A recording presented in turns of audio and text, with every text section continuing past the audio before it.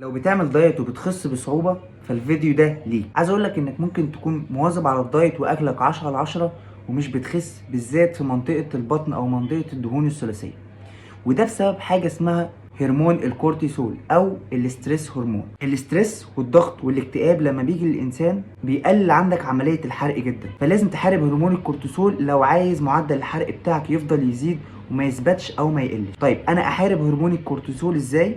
احاول بقدر الامكان ارفع هرمون اسمه هرمون الاندورفينز او هرمون السعاده. طب وده بيترفع ازاي او ازاي بولده عندي في جسمي؟ اول حاجه لازم العب رياضه، على الاقل اتمشى في اليوم نص ساعه، ده هيعلي جدا عندي هرمون الاندورفينز، وكمان لو انا ماشي مع واحد صاحبي. تاني حاجه لازم انام كويس جدا من 7 ل 8 ساعات في اليوم، ودي هتودينا لنقطه ان هنحاول بقدر الامكان ما نشربش كافيين او قهوه قبل ما ننام بحوالي من 6 ل 8 ساعات. تالت حاجه حاول بقدر الامكان الحاجه اللي بتسبب لي ضغط ابعد عنها على قد ما اقدر.